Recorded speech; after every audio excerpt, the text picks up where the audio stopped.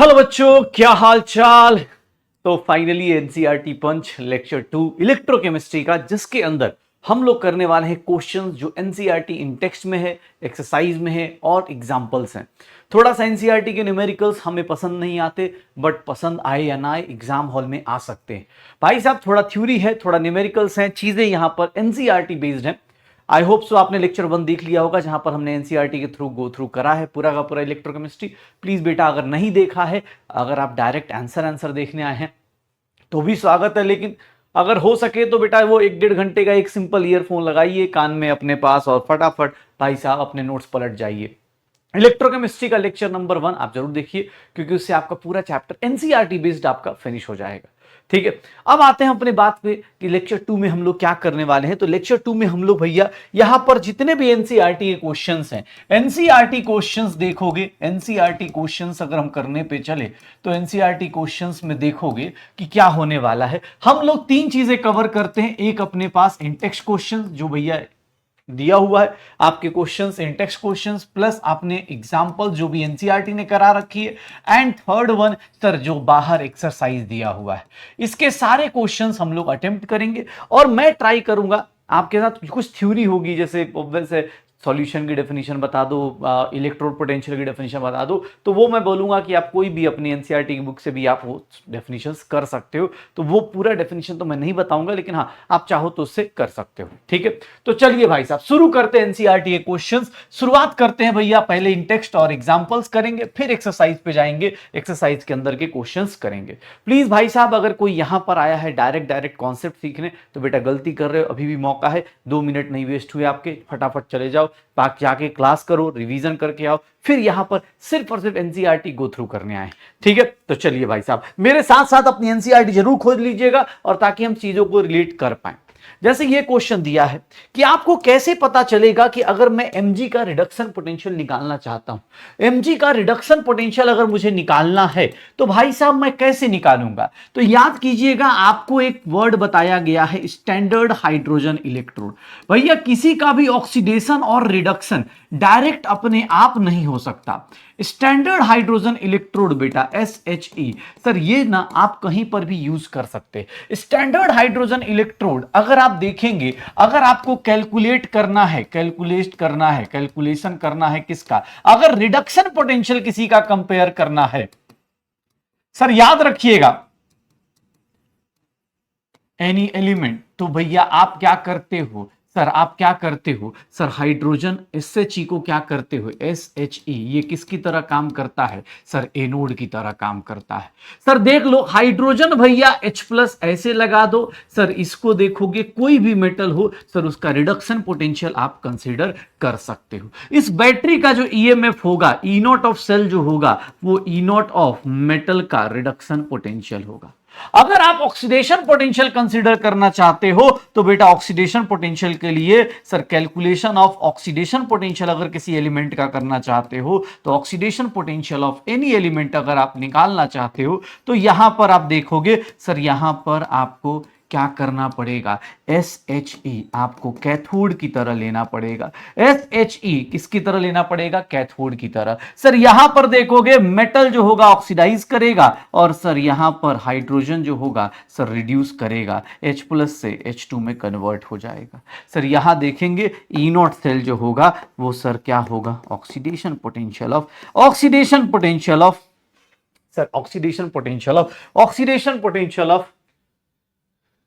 Oxidation potential निकालने का। तो अगर आप मैग्नीशियम का निकालना चाहते हो तो हाइड्रोजन को क्या ले लोगे आप, हाइड्रोजन, यहां मैग्नीशियम लिख दो, आंसर निकाल दो। सर हाइड्रोजन का आप एनोड बना दोगे, मैग्नीशियम का कैथोड बना दोगे।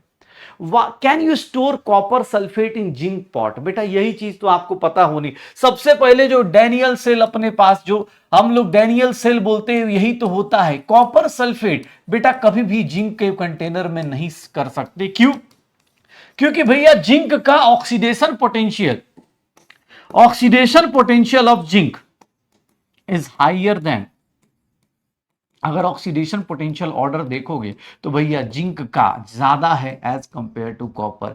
सर ये क्या करेगा, ये स्पॉन्टेनियसली अपने आप ही क्या करेगा सर, कॉपर को डिस्प्लेस कर देता है। तो भैया इसलिए हम जिंक को, कॉपर सल्फेट को जिंक ऑर्डर में नहीं रख सकते। अगर रिडक्शन पोटेंशियल देखोगे तो रिडक्शन पोटेंशियल का ऑर्डर जस्ट अपोजिट हो जाता है। रिडक्शन पोटेंशियल ऑब्वियस है, कौन रिड्यूस होना चाहता है सर, जिंक ऑक्सीडाइज होना चाहता है, कॉपर रिड्यूस होना चाहता है। पक्का। तो भाई साहब इसलिए आप स्टोर नहीं कर सकते। अगर आप स्टोर करेंगे कॉपर सल्फेट सारा का सारा, consult the table of standard electropotential and suggest three substances that can oxidize iron plus 2 को Fe फेरस आयन का मतलब Fe+2 को सर Fe+3 में कौन ऑक्सीडाइज कर सकता है, कौन ऑक्सीडाइज कर सकता है सर, आयरन का ऑक्सीडेशन कराना है, मतलब आपकी ऑक्सीडाइजिंग पावर ज्यादा होनी चाहिए। किसकी ऑक्सीडाइजिंग पावर ज्यादा होती है बेटा, जिसका रिडक्शन पोटेंशियल ज्यादा होता है। हाइयर द रिडक्शन पोटेंशियल, जिसका रिडक्शन पोटेंशियल ज्यादा है सर, जिसका रिडक्शन पोटेंशियल ज्यादा होता है higher is the oxidising power. Sir वो खुद को रिड्यूस करेगा, higher is the oxidising power.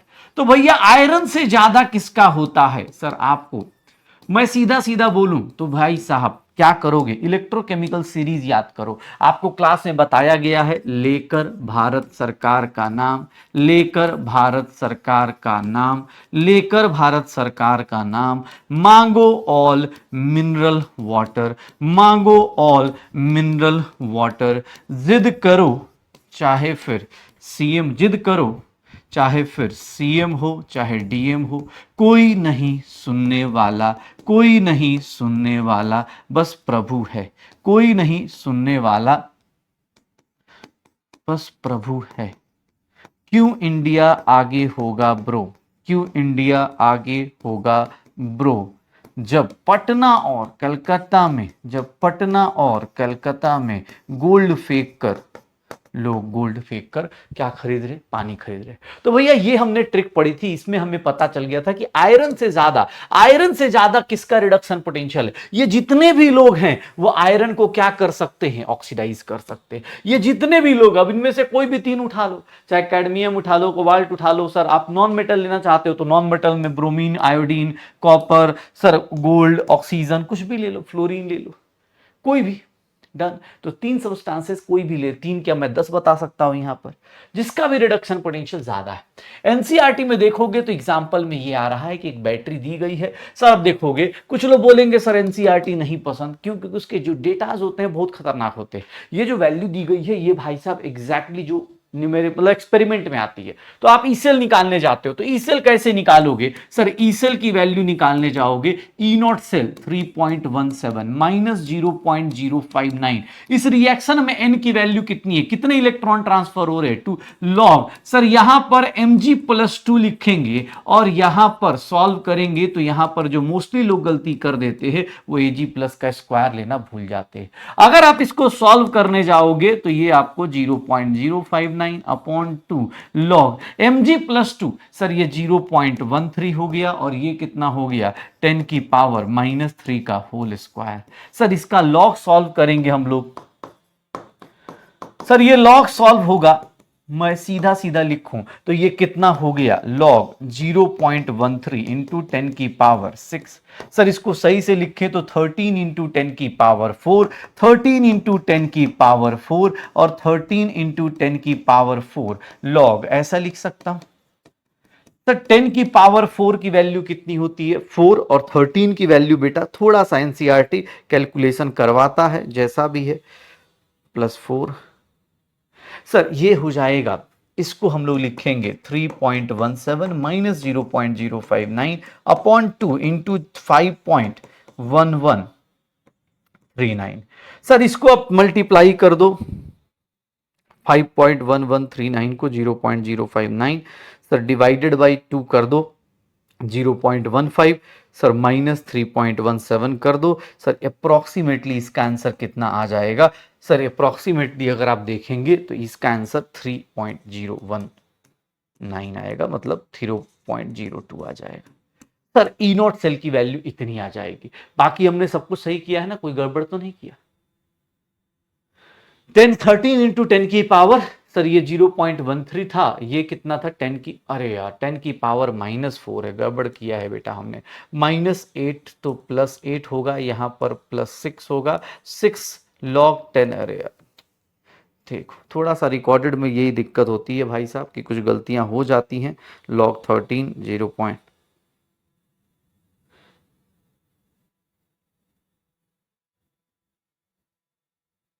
Sir यहां पर देखोगे तो इसकी वैल्यू निकल के आएगी, ये देखो, ये 10 की पावर, इसकी वैल्यू निकल के आएगी 0.21। 0.21 ये सॉल्व करोगे तो 0.21 -3.17 2.96 आ जाएगा। ठीक है, तो थोड़ा सा देख लेना। अब इसकी कैलकुलेशन थोड़ी गंदी है, लेकिन हाँ भाई साहब पता होना चाहिए, एनसीईआरटी का क्वेश्चन है, कभी भी पूछा जा सकता है।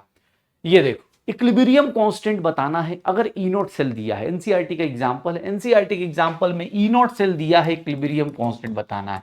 पहली बात, ई नॉट सेल देख लो क्या होता है, 0.059 अपॉन एन लॉग के सी होता है। तो सर यहां पर ये 0.46 है, 0.059 एन की वैल्यू कितने इलेक्ट्रॉन ट्रांसफर हो रहे, सर लॉग के सी। सर यहां पर देखेंगे तो ये आ जाएगा 0.92 डिवाइड बाई 0.059, सर ये आ जाएगा 15.59 इज इक्वल्स टू लॉग के सी। सर के सी की वैल्यू निकालने जाएंगे तो एंटी लॉग ये क्या आ जाएगा 15.59, इसको आप देखेंगे एंटी लॉग 0.59 इंटू 10 की पावर 15 लिख सकते हैं, और 0.6 को अप्रोक्सीमेटली सर 4 लिख दिया जाता है, सर 10 की पावर 15, 4 इंटू 10 की पावर 15 के आसपास पहुंच जाएगा, 4 इंटू 10 की पावर 15 के आसपास पहुंच जाएगा। एन की वैल्यू कितनी है 2, इक्विलिब्रियम कांस्टेंट ऐसे निकल जाएगा। स्टैंडर्ड इलेक्ट्रोड पोटेंशियल दिया हुआ है, स्टैंडर्ड गिब्स एनर्जी बतानी है। सर डेल्टा जी नॉट भैया, ये तो भैया देख लो, डेल्टा जी नॉट बताना है तो sir -NF E naught cell लिख देंगे। सर डेल्टा जी नॉट की बात कर रहे हैं, एन सर 96500 और ये क्या हो गया 1। सर ये निगेटिव में कितना आ जाएगा, माइनस में देखेंगे तो ये माइनस में भैया सर कितना आ जाएगा 2 इंटू 96500 इंटू 1.1, सर अरे यार 2 इंटू 96500 इंटू 1.1, सर इसकी वैल्यू देखेंगे 212300 जूल्स आ जाएगी, और इसको लिखेंगे 202.3 किलो जूल्स। कितना लिख देंगे, किलो जूल्स लिख देंगे। तो ये ध्यान रखिएगा, डेल्टा जी नॉट की वैल्यू ऐसे निकाल दी जाती है, स्टैंडर्ड गिब्स एनर्जी ऐसे निकलता है। अगर हाइड्रोजन इलेक्ट्रोड है और वहां पर पोटेंशियल निकालने की बात की जा रही है, तो भैया देख लीजिएगा, अब यहां पर जब कुछ नहीं लिखा है तो हम हाइड्रोजन का क्या लेंगे, रिडक्शन पोटेंशियल। जब अगर नॉर्मली कोई पूछ रहा है कि रिडक्शन पोटेंशियल बताइए, sir potential of hydrogen electron with electrode with solution whose pH is 10, तो मैं यहां पर क्या लेने वाला हूं, तो यहां पर हम लोग लेंगे रिडक्शन पोटेंशियल। रिडक्शन पोटेंशियल ले लेता हूं, या ऑक्सीडेशन ऐसे, मतलब ऑक्सीडेशन पोटेंशियल का फॉर्मूला क्लास में बताया हुआ है, अगर हाइड्रोजन का आएगा तो ऐसे सीधा सीधा फॉर्मूला बताया हुआ है। ऑक्सीडेशन पोटेंशियल ऑफ हाइड्रोजन का बताया है 0.059 इंटू पीएच। अगर रिडक्शन पोटेंशियल की बात करेंगे तो रिडक्शन पोटेंशियल इसका जस्ट अपोजिट आ जाता है। कैसे निकलता है ये बात हमने भाई साहब क्लास में डिस्कस की हुई है, 0. माइनस आ जाएगा, सेम चीज 0.059 इंटू पीएच आ जाएगा, और यहां पर देखेंगे तो ये प्लस में 0.59 वोल्ट आ जाएगा, और यहां पर -0.59 वोल्ट आ जाएगा। सर ऑक्सीडेशन और रिडक्शन पोटेंशियल दोनों ऑप्शन देख के डिसाइड कर सकते हो। जब कुछ नहीं लिखा है तो हम रिडक्शन पोटेंशियल कंसीडर करते हैं कि भैया रिडक्शन पोटेंशियल हम लोग कंसीडर कर लेंगे। सर 2 इलेक्ट्रॉन क्या बना रहा होगा, हाइड्रोजन गैस बनाएगा। तो यहां पर आप देखेंगे H+ से H2 रिडक्शन पोटेंशियल निकालने जाएंगे, ई नॉट H+ से H2 की वैल्यू 0 होती है, -0.059 अपॉन 2 लॉग, यहां पर देखेंगे pressure of hydrogen gas divide by H+ का होल स्क्वायर, H+ का होल स्क्वायर। सर ये वैल्यू 0 हो गई, 0.059 अपॉन 2 लॉग, सर प्रेशर कितना नहीं दिया है तो 1, H+ की वैल्यू कितनी हो गई, पीएच दिया है 10, चाहे रुक जाओ इसको ऊपर लेके आओ, तो H+ की पावर -2, ये -2 बाहर आ गया तो प्लस हो गया, 0.059 अपॉन 2 इंटू 2 लॉग H+ आ गया। सर देखिएगा 2 से 2 चला गया, क्या हम एक काम कर सकते हैं, 0.059 इंटू लॉग एच प्लस लिख सकते हैं। और लॉग एच प्लस की वैल्यू कितनी होगी सर, इसको एक काम करो, यहां पर इसको मैं ऐसे लिख सकता हूं। क्यों मैंने ऐसा लिखा, इसका रीजन है क्योंकि मैं इसको 0.059 इंटू पीएच लिख सकता हूं।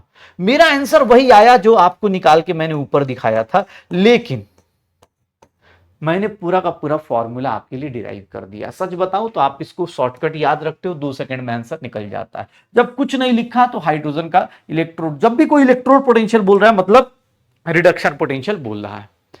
ईएमएफ बताना है सर, इंटेक्स क्वेश्चन है, बताइए। ई नॉट सेल दिया हुआ है, नर्स्ट इक्वेशन यूज कीजिए सर। नर्स्ट इक्वेशन यूज करेंगे तो ये क्या हो जाएगा, 1.05 लॉग सॉरी 0.059 अपॉन एन की वैल्यू 2 लॉग निकल प्लस 2 का concentration divided by AG plus का कॉन्सेंट्रेशन का होल स्क्वायर। भाई साहब 1.05 माइनस 0.059 अपॉन 2 लॉग, यहां देख लो निकल प्लस 2, सर ये कितना हो गया 0.16। सर यहां देखोगे 2 इंटू 10 की पावर माइनस 3 का होल स्क्वायर, यही लिखोगे। सर इसको सॉल्व करना है तो आप सॉल्व कर सकते हैं अलग से, या फिर यहीं पर सॉल्व करना चाहते हैं तो यहां पर भी सॉल्व कर सकते हैं। जैसे मैं देख रहा हूं 16 इंटू 10 की पावर माइनस 2, 4 इंटू 10 की पावर माइनस 6, 4 हो गया और ये 10 की पावर प्लस 4 हो गया। सर इसकी वैल्यू निकालेंगे 0.059 अपॉन 2 लॉग 4 प्लस 4 सर 4.6 होगा, 4.6 होगा, 2.3 होगा। सर आंसर निकल जाएगा आपका 0.059 इंटू 2.3, सर 1.05 माइनस 0.1357, सर ये आंसर आ जाएगा 0.9143 वोल्ट। सर ये आंसर 0.92 के आसपास पहुंच जाएगा। तो ऐसे ऐसे क्वेश्चंस बेटा देख लेना, आपको जब भी ऐसे क्वेश्चंस मिलेंगे आप निकाल सकते हो। यहां पर देखोगे, यहां पर क्या आने वाला है भाई साहब, ये देख लीजिएगा भैया, ये देख लो अपने पास कैसे कैसे क्वेश्चंस दिए जा रहे हैं। सर कैसे कैसे क्वेश्चंस दिए जा रहे हैं ये देख लीजिए। डन।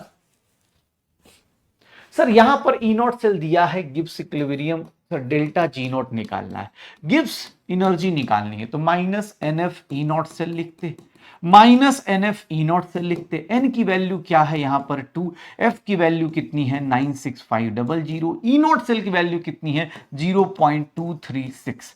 भैया ये डेल्टा जी नॉट की वैल्यू निकल जाएगी। सर यहां से डेल्टा जी नॉट की वैल्यू जूल्स में निकालोगे तो जूल्स में कितनी आ रही है, 2 इंटू 96500 इंटू 0.236 माइनस 45,548 जूल्स आएगी, और इसको हम लोग लिख देंगे 45.4548 किलो जूल्स लिख देंगे। तो ये हमारे पास क्या आ जाएगा, किलो जूल्स। तो डेल्टा जी नॉट की वैल्यू बेटा minus n F E naught cell इस तरह से निकलता है। अब बात करते इक्विलिब्रियम कांस्टेंट, तो ई नॉट सेल बेटा कैसे निकलता है 0.059 अपॉन एन लॉग केसी से। तो सर ये वैल्यू दी हुई है 0.236, ये 0.059, एन की वैल्यू 2 लॉग केसी। सर यहां से लॉग केसी की वैल्यू निकालोगे तो लॉग केसी की वैल्यू आ जाएगी 0.236 into 0.0 sorry into 2 divide by 0.059। Sir ये वैल्यू आ जाएगी 8, तो केसी की वैल्यू आ जाएगी 10 की पावर 8 आ जाएगा। केसी की वैल्यू कितनी आ जाएगी 10 की पावर 8 आ जाएगी। तो भैया एनसीईआरटी के ये सारे क्वेश्चंस आपको लगता होगा थर्मोडायनामिक्स और ये सब थोड़ी ना रिलेट करेगा, भैया ये सब कुछ रिलेट हो जाता है। यहां पर भाई साहब एनसीईआरटी खुद ही बोल रहा है कि सब कुछ रिलेट कर सकते हैं। ये एक एग्जांपल एनसीईआरटी में मिलेगा आपको। यहां पर भाई साहब बैटरी सेम है, क्वेश्चन पढ़ के देख लीजिएगा भैया, ऐसा तो नहीं कोई सीधा सीधा हमारे से। एनसीईआरटी क्वेश्चन बेटा सेम सेल दिया हुआ है, अलग अलग सॉल्यूशन दिए गए हैं, ध्यान से देखिएगा। सर 0.1 m KCl सॉल्यूशन है, इसका देखो देने का तरीका अपने पास, R1 दिया हुआ है कितना 100 ओम दिया है। इसका कंडक्टिविटी देखोगे तो ये क्या दिया है, सबसे लास्ट लाइन में आपको ये मिलेगा साइमन मीटर इनवर्स। सर इसके बारे में और क्या लिख रहा है, इसका कॉन्सेंट्रेशन 0.1 m दिया हुआ है। सर यहां पर बोल रहा है कि सेम बैटरी को आप किससे फिल कर दो 0.02 m KCl सॉल्यूशन से। सर इसको इससे फिल कर दो 0.02 m KCl सॉल्यूशन। रेजिस्टेंस कितना है, तो सर R2 की वैल्यू निकालनी है, कितनी है सर 520 ओम है। R2 की वैल्यू कितनी है 520 ओम है। सर यहां पर देखोगे R2 की ये हो गई सर R2 की वैल्यू ये हो गई। सर अगर हम बात करेंगे K2 निकालना है और मोलर कंडक्टिविटी निकालनी है, लेमडा m ऑफ 2 निकालना है, C2 दिया हुआ है 0.02 m। अब बैटरी सेम है तो यहां पर हम एक कॉन्सेप्ट लगा सकते हैं, क्योंकि बैटरी सेम है तो फॉर सेम सेल हम ऐसा लिख सकते हैं, फॉर सेम सेल हम बोल देते हैं कि सेल कांस्टेंट क्या होगा, for same cell cell constant क्या रहेगा, G star will be constant. तो sir R1K1 is equals to R2K2 is equals to R2K2। R1K1 100 into 1.29। Sir ये देखोगे R2 की वैल्यू 520 इंटू K2 की वैल्यू निकाल दो। सर K2 की वैल्यू कितनी आ गई 129 बाई 520, ये साइमन मीटर इनवर्स आएगा। K2 की वैल्यू कितनी आ गई, इतनी आ गई। सर K2 की एग्जैक्ट वैल्यू अगर आप एनसीईआरटी या बोर्ड के लिए लिखें तो इतना 520 sir 0.248 Simon metre inverse K2 की वैल्यू आ जाएगी। और अब लेमडा m2 निकालना है, तो लेमडा m2 के लिए भैया अगर आपका कॉन्सेंट्रेशन कप्पा अगर सेंटीमीटर मीटर में है तो आप नीचे मल्टीप्लाई करते हैं 1000 से, तो कप्पा की value 0.248 divided by concentration 0.02 into क्या हो गया 1000। तो सर यहां से देखेंगे 2 डेसिमल 3 डेसिमल, सर क्या होगा 2 डेसिमल 3 डेसिमल, क्या हो जाएगा नीचे एक और जीरो आ जाएगा, 2 से 124 आ जाएगा। 124 इंटू 10 की पावर -4, या फिर हम बोल सकते हैं 1.24 10 की पावर -2 आ जाएगा। ऐसा लिखा जा सकता है 1.24 इंटू 10 की पावर -1.24 इंटू 10 की पावर क्या आ जाएगा, तो ये देख लो सर, बाकी 0.02 ही है ना अपर सर। हम तो यहाँ 2 डेसिमल है, यहाँ 3 डेसिमल है, तो एक जीरो नीचे आ गया। सर 2 से 124 1.24, इसको 100 से कम किया तो ये 100 से बढ़ जाएगा। ये इसका यूनिट देख लीजिएगा, siemens metre square mole inverse आएगा इस टॉपिक का। अगेन एनसीईआरटी का एग्जांपल है, थोड़ी कैलकुलेशन भैया देख लेना। यहां पर जानबूझ के डायमीटर दिया है, डायमीटर देने से क्या होता है कि रेडियस 1/2 सेंटीमीटर आएगा। एरिया क्या आएगा क्रॉस सेक्शन का pi r square, sir pi by 1/4 centimetre square. Sir area आ गया। लेंथ दिया हुआ है 50 सेंटीमीटर, रेजिस्टेंस दिया हुआ है सर 5.55 इंटू 10 की पावर 3 ओम दिया हुआ है। Calculate resistivity, conductivity and molar conductivity. सबसे पहले R is equals to rho L by A होता है, तो यहां से रो की वैल्यू आएगी R into A by L. तो सबसे पहले ये निकाल दो 5.55 इंटू 10 की पावर 3। एरिया कितना है सर पाई बाई 4, लेंथ कितना है सर 50, लेंथ कितना है 50, ये कितना आएगा साइमन सेंटीमीटर इनवर्स में आ जाएगा, सॉरी ओम सेंटीमीटर आएगा। सर मैंने सब कुछ सेंटीमीटर में लिया है, तो आप इसको डिवाइड करना चाहे, ये देखो 200 हो गया, 200 से ये 5 हो गया, 5.55 इंटू 5 इंटू 3.14, सर ये वैल्यू आ जाएगी 87.135 ohm centimetre, 87.135 ohm centimetre. Resistance, area, length, resistance ऐसे निकाल सकते हो, यहां से बेटा ये निकल जाएगा। अब ध्यान सुनना अपने पास भैया, अगर देखोगे एरिया आ गया, रेजिस्टेंस रेजिस्टिविटी आ गई, तो यहां से कंडक्टिविटी क्या आती है 1 अपॉन रेजिस्टिविटी। कंडक्टिविटी क्या आती है 1 upon resistivity. Sir 1 upon 87.135, 1 upon 87.135, sir 1 upon 87.135, sir इसकी वैल्यू देखोगे 1.15 इंटू 10 की पावर -2 साइमन सेंटीमीटर कप्पा आ जाएगा। मोलर कंडक्टिविटी निकालने जाओगे तो ये भैया किसमें है सेंटीमीटर में, तो ऐसा लिख देंगे सर ये कॉन्सेंट्रेशन। सर कप्पा की वैल्यू देख लो, कप्पा की वैल्यू क्या होगी 1.15 इंटू 10 की पावर -2 इंटू 1000 अपॉन कॉन्सेंट्रेशन की बात करेंगे तो कॉन्सेंट्रेशन कितना है सर, यहां 0.05 है सर, 2 डेसिमल से 2 डेसिमल उड़ा दो, 5 से ये कितना हो गया 23 हो गया सर, ये देखोगे 23 इंटू 10 की पावर 230 आ जाएगा, हाँ 230 आ गया ना, तो 230 Simon centimetre square mole inverse sir kappa की वैल्यू, एम की वैल्यू आ जाएगी। तो ऐसे एनसीईआरटी के कुछ क्वेश्चन है बेटा, सिंपल सिंपल से एग्जांपल्स हैं। ये एनसीईआरटी का एग्जांपल बेटा एक्सपेरिमेंट बेस्ड है कि आप अलग अलग जगह पर देखेंगे लेमडा एम और कॉन्सेंट्रेशन का ग्राफ बन रहा है। सर केसीएल है तो केसीएल क्या है, मैं आपको ये बोलूंगा कि केसीएल क्या है, स्ट्रॉन्ग इलेक्ट्रोलाइट है। तो स्ट्रॉन्ग इलेक्ट्रोलाइट में ग्राफ कैसा होता है, लीनियर होता है। अगर आप लेमडा एम का ग्राफ √c के साथ ग्राफ ड्रॉ करेंगे तो वो लीनियर फ्लक्चुएट करता है। तो आप वही सेम चीज कर सकते हैं यहां पर भी। हम लोगों को ये अब इतना एक्सपेरिमेंट करके आपको क्वेश्चन पूछेगा नहीं, ये ग्राफ आपको एनसीईआरटी में बनाया हुआ है, आप इस ग्राफ को देख लीजिए, वही सेम ग्राफ आपको यहां पर भी मिल जाएगा। सर कैल्शियम क्लोराइड और मैग्नीशियम सल्फेट, तो मैं यहां पर टेबल जो है बेटा आप एनसीईआरटी देखेंगे तो वहां से मिल जाएगा, वहां पर सबकी वैल्यूज मिल जाएंगी। अब मैं यहां रट के नहीं आया किसकी क्या वैल्यू है, लेकिन आपको बस बता देता हूं, कैल्शियम +2 का वैल्यू और 2 times lambda m not Cl- की वैल्यू को ऐड करेंगे, आपको आंसर मिल जाएगा। सर कोहलार्स लॉ का क्वेश्चन है, कोहलार्स लॉ का क्वेश्चन एनसीईआरटी में भी बहुत सारा दिया हुआ है, और क्वेश्चन नीट हो चाहे जेई मेंस हो, सब जगह आपको मिल जाएगा। Lambda m not of sulphate -2 हो जाएगा। सर देख लो, सर दोनों की वैल्यूज दी होती हैं, आप उन दोनों से लेके अटेम्प्ट कर सकते हैं, उसको अटेम्प्ट किया जा सकता है। ये देखो, ये देखना अपने पास लेमडा एम नॉट दिया हुआ है सबका, आपको किसका निकालना है, H+ और AC- का। तो लेमडा एम नॉट बेटा देख लो, लेमडा एम नॉट आपको H+ और AC- एसीटेट माइनस का निकालना है। तो आप कैसे निकालोगे, तो बेटा H+ के लिए आप क्या करोगे, HCl यूज करोगे, H+ का कंट्रीब्यूशन यहां से मिल गया। सर AC- के लिए क्या करोगे, lambda m not of Na+ और क्या करोगे AC-। तो बेटा यहां से आपको किसका कंट्रीब्यूशन मिल गया, यहां से H+ मिल गया और यहां से AC- मिल गया। लेकिन इसके साथ दिक्कत क्या हो गई कि भैया इसमें Cl- और Na+ का कंट्रीब्यूशन आपको एक्स्ट्रा लेना पड़ रहा है। तो एक्स्ट्रा हटाने के लिए हम क्या करेंगे, Na+ Cl-। एक्स्ट्रा हटाने के लिए हम लोग क्या करेंगे, ये कर लेंगे भैया H+ और Cl-। HCl की बात कर रहा हूं तो ये कितना हो जाएगा 425.9।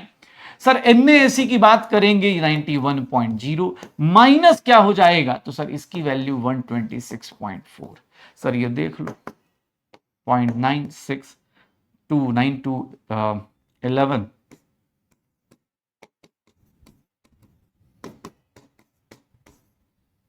11 में से 2 390 Simon centimetre square mole inverse. तो भैया ये एप्लीकेशन ऑफ कोहलार्स लॉ है जो आपको एनसीईआरटी में बोल रहा है। यहां पर भी देखोगे कंडक्टिविटी दी है, डिसोसिएशन कांस्टेंट पूछ रहा है। एक बात बताओ, डिसोसिएशन कांस्टेंट बेटा ध्यान से देखना, सर कोई भी एसिड है तो उसका डिसोसिएशन कांस्टेंट, वीक एसिड है सर, इक्विलिब्रियम चैप्टर में हम लोग पढ़ते हैं, मैंने शायद रिवीजन में लिखवाया भी था सर, ये 0 0 सर इक्विलिब्रियम चैप्टर कराया गया है आपको रिवीजन, आप वहां से ये सारी चीजें देख सकते हैं। के डैश की वैल्यू C∝² 1 - अल्फा होती है, यही आपको निकालना है।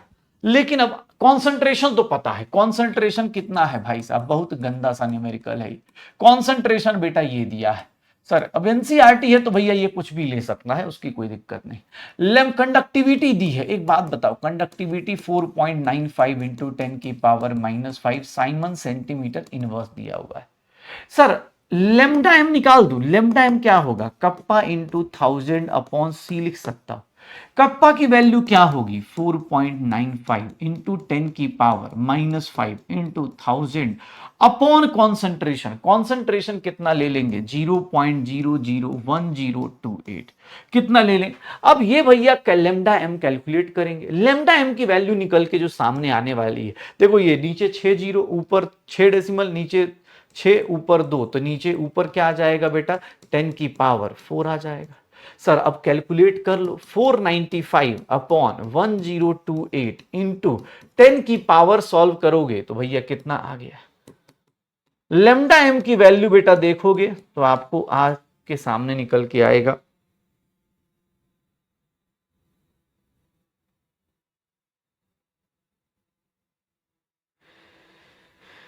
हाँ, 49500 डिवाइडेड बाई 1028। सर ये कितना आ जाएगा 48.15 siemens centimetre square mole inverse. Sir lambda m निकाला तो यहां से मुझे लेमडा एम नॉट आ जाएगा। लेमडा एम नॉट भैया क्या चाहिए, तो ये देखोगे सर लेमडा एम नॉट दिया हुआ अल्फा निकल जाएगा, lambda m upon lambda m naught की बात करेगा। लेमडा एम क्या है भैया, तो सर ये आ गया 48.15 और लेमडा एम नॉट कितना है 390.5। सर यहां पर अल्फा की वैल्यू निकल के आती है बाहर और वो होता है 48.15 डिवाइड बाई 390.5। सर यहां पर देखेंगे 0.1233 अल्फा की वैल्यू निकल के आ गई। अब भैया तुम यहां पर सर ये वैल्यू बहुत दर्दनाक सी है, आप एनसीईआरटी देखेंगे वहां पे ये मिल जाएगा, ये कॉन्सेंट्रेशन है। अल्फा की वैल्यू 0.1233 1233 का square divided by sir 1 minus 0.1233। Sir इसको सॉल्व करेंगे हम लोग 0.001028। अब ये सॉल्व करना आपको ही पता चल रहा होगा कि कितना आसान काम है। सर इसकी वैल्यू 0.876667 आ रही है और इसका 0.1233 इंटू 0.1233। सर इसकी वैल्यू निकालेंगे 0.0152 आ जाएगा। अब ये सॉल्व करो भाई, कितना है यार 0.001028 इंटू 0.0152 डिवाइडेड बाई 0.8767। इसको कैलकुलेट करेंगे तो 1.78 इंटू 10 की पावर -5 आ जाएगा के की वैल्यू। तो भैया ये निकल के आएगा, लेमडा एम नॉट ऐसे निकाला जाता है। सर इसको आप रिलेट कर सकते हैं 1.78 इंटू 10 की पावर क्या आ जाएगा, इस तरह से आप कैलकुलेशन कर सकते हैं। तो ये एग्जांपल्स भैया एनसीईआरटी में। कंडक्टिविटी डिक्रीज क्यों करती है डाइल्यूशन के साथ, बेटा आप डाइल्यूशन इंक्रीज करते हो, याद रखिएगा, अब यहीं पर याद करोगे, डाइल्यूशन आप इंक्रीज करते हो। डाइल्यूशन इंक्रीज करना या फिर हम क्या बोल देते हैं बेटा इसी को, कॉन्सेंट्रेशन को डिक्रीज करना। डाइल्यूशन अगर इंक्रीज करते हो या कॉन्सेंट्रेशन डिक्रीज करते हो, इन दोनों केस में याद रखिएगा सर कंडक्टेंस क्या होता है, इंक्रीज करता है। कंडक्टेंस इंक्रीज करता है, लेमडा एम या फिर लेमडा इक्विवेलेंट इंक्रीज करता है। और सर यहां पर देखेंगे कप्पा की वैल्यू डिक्रीज करती है। क्यों, क्योंकि सर रीजन याद रखिएगा, इसमें क्या होता है, number of ions per unit volume, number of ions per unit volume decreases. ऐसे मैंने लेक्चर 1 में बताया भी था। यहां पर क्या होता है, इसका रीजन क्या होता है कि टोटल वॉल्यूम क्या होता है sir, total volume of solution increases, total volume of solution increases, total volume of solution क्या हो जाता है, इंक्रीज कर जाता है।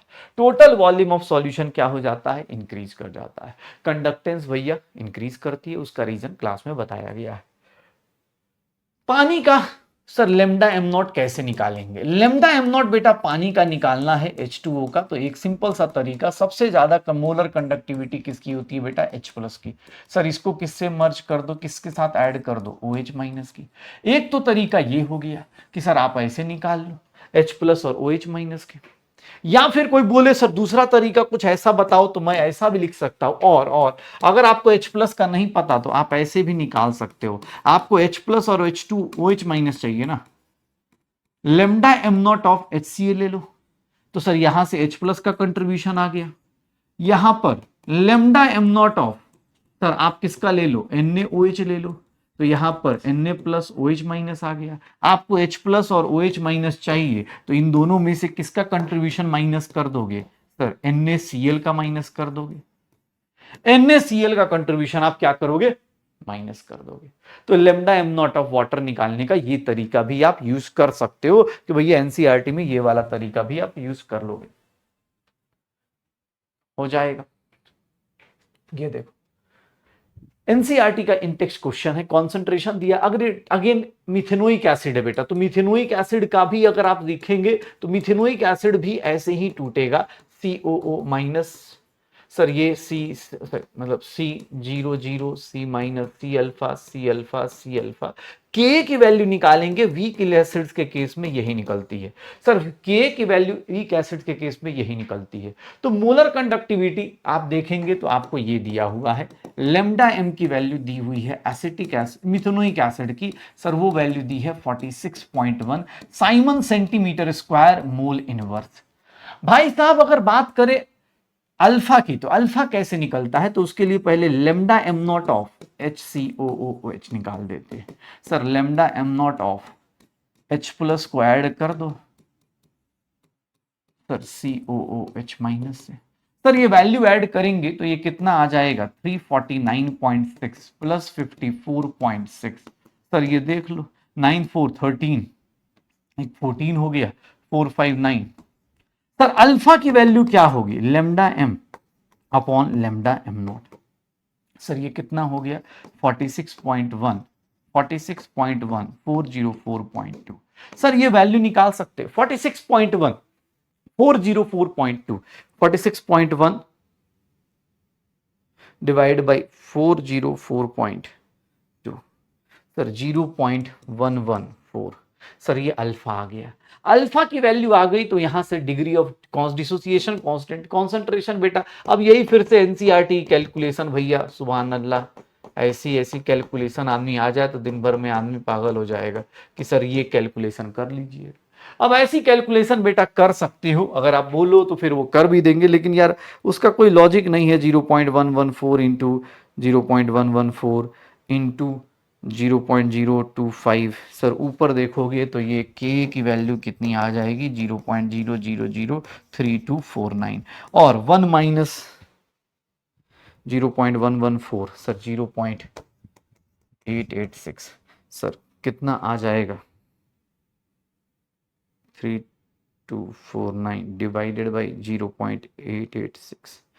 सर ये वैल्यू आ जाएगी, के की वैल्यू आएगी 3.66 इंटू 10 की पावर -4 आ जाएगा। तो के की वैल्यू आप ऐसे निकाल सकते हो, अल्फा की वैल्यू निकाल दो और उसके बाद क्या आ जाएगा, के की वैल्यू निकल जाएगी। के की वैल्यू 3.66 इंटू 10 की पावर -4 आ जाएगा। ये एग्जांपल आपको एनसीईआरटी मिलेगा। इलेक्ट्रोलिसिस पे हम आ चुके हैं, मतलब धीरे धीरे अब एनसीईआरटी से हिसाब से चैप्टर अब खत्म होने वाला है। मास का डिपोजिशन का फॉर्मूला अगर आप देखेंगे तो मास डिपोजिशन के लिए सबसे पहले कॉपर +2 है तो सर 2 इलेक्ट्रॉन लेकर क्या बना रहा है, कॉपर बना रहा है। अब यहां दो तरीके हैं बेटा, एक तो फॉर्मूला है मास डिपॉजिटेड, मास डिपॉजिटेड का सीधा सीधा फॉर्मूला यूज कर लो sir, molar mass upon NF into I into t. Sir molar mass copper का देखेंगे 63.5 होता है, आई का वैल्यू 1.5 दिया है। करंट बेटा हमेशा सेकंड्स में लेना है, डिवाइड बाय एन की वैल्यू कितनी है 296500 कूलम आ जाएगा। तो अगर हम इसको कैलकुलेट करते हैं 63.5 into 15 into 60 divided by 2 divide by 96500, sir ये वैल्यू आती है मास डिपॉजिटेड के 0.296 ग्राम। एक तरीका तो सीधा सीधा molar mass divide by this कर लो, या फिर आप ऐसे भी कर सकते हो कि भैया आप देख लो 2 फैराडे से आपका कितना मास डिपॉजिट हो रहा है, इतना ग्राम। तो भैया आपका करंट कितना है, तो सर आप करंट देख लो कितना करंट है 10 इंटू 60 इंटू भैया करंट कितना है, इतने कूलम से कितना मास होगा। यूनिट डायमेंशन लगा लो बेटा, कितना हो गया 900 कूलम से कितना होगा। सर आप यूनिटरी मेथड से भी कर सकते हो कि 2 इंटू 96500 कूलम डिपॉजिट्स, अगर आप ऐसे भी करना चाहते हो ये भी कर सकते हो, कोई दिक्कत नहीं है। सर आपको जो फॉर्मूला आपको जो एग्जाम हॉल में याद आ जाए उसको यूज कर लीजिएगा। 63.5 2 इंटू 96500। सर अगर हम यहाँ देखें 900 कूलम, तो 900 कूलम में 63.5 2 इंटू 96500 इंटू क्या हो जाएगा 900। सर इसकी कैलकुलेशन कर सकते हैं, डिवाइडेड बाई 965 डिवाइड बाई 2 कितना आ जाएगा, अगेन 0.296 ग्राम। तो बस भैया आप जिस मेथड से करना चाहे, सीधा सीधा फॉर्मूला यूज करके करना चाहे वो भी कर सकते हैं, या फिर भैया ऐसे भी कर सकते हैं, कोई दिक्कत नहीं आएगी। सर ये देख लो जब भी तुमसे क्वेश्चन पूछेगा इस तरह की आप एग्जांपल्स को यूज कर सकते हैं। नेक्स्ट देखोगे, करंट फ्लो कर रहा है 2 घंटे के लिए। ये तो सर सीधा सीधा है क्वेश्चन अपने पास, चार्ज निकाल लो और चार्ज से इलेक्ट्रॉन्स का नंबर निकाल लो। सर चार्ज कितना फ्लो कर रहा है, चार्ज बताओगे? सर चार्ज अगर देखोगे तो चार्ज क्या हो जाएगा सर, 0.5 एम्पियर इंटू 2 इंटू 1 घंटे में बेटा 3600 सेकेंड्स होते हैं, तो हम जहां तक देख रहे हैं 3600 कूलम होगा। और charge is equals to plus minus n e लिखते हैं, तो एन की वैल्यू क्या हो गई 3600 अपॉन 1.6 इंटू 10 की पावर माइनस 19। सर ये निकाल दो, 3600 डिवाइड बाई 1.9 कितना आ जाएगा सर, ये 1894.7 इंटू 10 की पावर, सर ये आ गया प्लस 19, 1.8947 इंटू 10 की पावर प्लस 22। इतने इलेक्ट्रॉन्स फ्लो कर रहे, इतने टाइम में अगर कोई पूछेगा तो इतने इलेक्ट्रॉन्स सर 2 घंटे के लिए फ्लो कर रहा है 0.5 इंटू 2, तो 2 hours 3600 seconds, how many electrons, तो Q is equals to plus minus any, 3600 coulomb के लिए इतना ही आ रहा है ना, 1.6 से मल्टीवाइड कर दो, ठीक है, मतलब 1.9 इंटू 10 की पावर 22 इलेक्ट्रॉन्स इस तरह से फ्लो कर जाएंगे। तो how many electrons will flow, आप इस तरह से निकाल सकते हैं।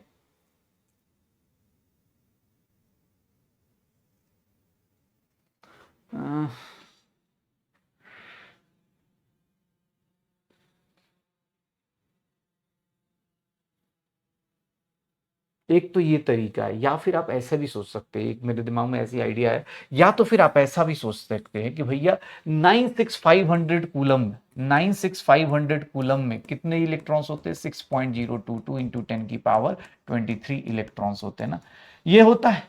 तो सर एक में कितना होगा, एक कूलम में कितना होगा, 6.022 इंटू 10 की पावर 23 डिवाइड बाई 96500 कूलम।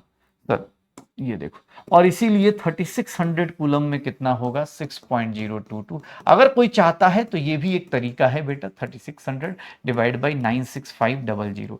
अब यहां पर थोड़ा आंसर ऊपर नीचे आएगा, क्यों, क्योंकि भैया 1 मोल इलेक्ट्रॉन का चार्ज होता है रियल में 96487 होता है, 96487 होता है रियल में, लेकिन चलो अभी हम कर लेते हैं, इस पे देख लेते हैं 6.022 इंटू 3600 डिवाइडेड बाई 96500।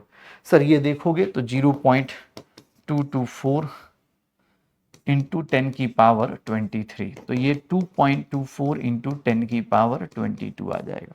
अब तो बोले सर दोनों में बहुत डिफरेंस है, बेटा हाँ डिफरेंस क्यों आ रहा है मैं बता देता हूं।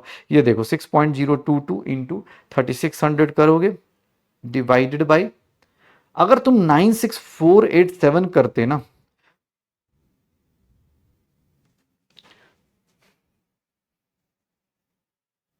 चार्ज दिया है, नंबर ऑफ इलेक्ट्रॉन निकालना है। एक मिनट, एक मिनट, इसको करूं क्या 3600 को थोड़ा सा 1.6, मतलब दोनों में डिफरेंस क्यों आ रहा है, चार्ज तो फिजिक्स का क्वेश्चन है यार, केमिस्ट्री में क्यों आ रहा है इस तरह का -19, डिफरेंस क्यों आ रहा है, थोड़ा सा डिफरेंस 10 की पावर 22।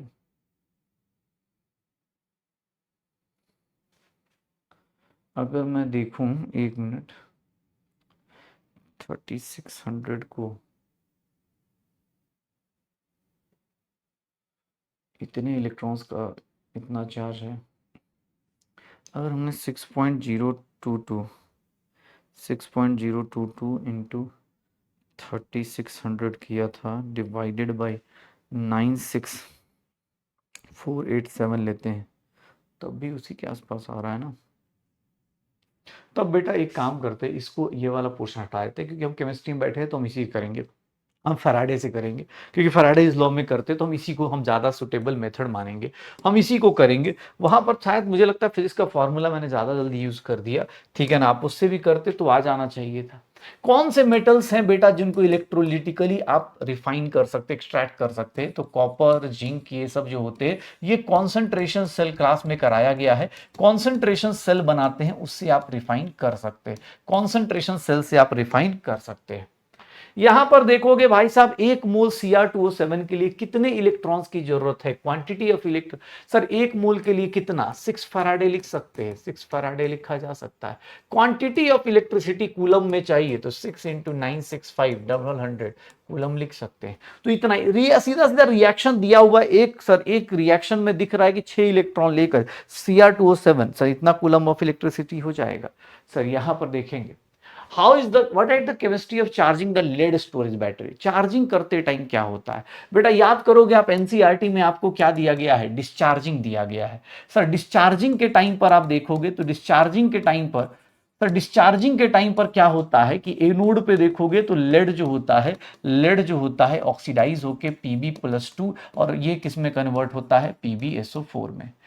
कैथोड पे देखोगे तो डिस्चार्जिंग के टाइम पर PbO2 जो होता है वो भी क्या करता है, Pb+2 में जाता है और Pb+2 से PbSO4 में जाता है। ये डिस्चार्जिंग के टाइम पर होता है। आप जाके एनसीईआरटी प्लीज बेटा सेल रिएक्शन जरूर याद कर लीजिएगा, क्योंकि नीट में ऑब्जेक्टिव क्वेश्चन पूछेगा, बट आपके बोर्ड्स में जरूर सब्जेक्टिव क्वेश्चन पूछा जाएगा। मैंने बस एक सिंपल सा लिखा, चार्जिंग करते जाओगे तो चार्जिंग करते टाइम पे देखोगे तो एनोड किस में कन्वर्ट हो जाएगा, कैथोड पे PbSO4 किस में कन्वर्ट होगा, सर Pb में कन्वर्ट होगा। और एनोड देखोगे तो उल्टा हो जाएगा, वहां भी रिएक्शन पलट जाएगी, PbSO4 किस में कन्वर्ट होगा, PbO2 में कन्वर्ट होगा। ये भैया चार्जिंग करते टाइम हो रहा हो। बाकी ओवरऑल रिएक्शन ये सब आपको क्लास में भी और वहां पर भी डिस्कस किया गया है। हाइड्रोजन को छोड़ के फ्यूल सेल में और क्या यूज कर सकते हैं, तो एनसीईआरटी में भैया देखेंगे तो मीथेन गैस दिया हुआ है, मीथेनॉल दिया हुआ है। सर आज के टाइम पे आपने खूब पढ़ा हुआ है मीथेन और मीथेनॉल, ये फ्यूल सेल में आप यूज कर सकते हैं, इनकी कंबसन से आप फ्यूल सेल बना सकते हो। रस्टिंग ऑफ आयरन को इलेक्ट्रोकेमिकल सेल क्यों बोलते हैं बेटा, रस्टिंग ऑफ आयरन को अगर आप देखेंगे कोरोजन हमने क्लास में करा हुआ है कि आयरन ऑक्सीडाइज होता है Fe+2 में, फिर क्या हो जाता है Fe+3 में।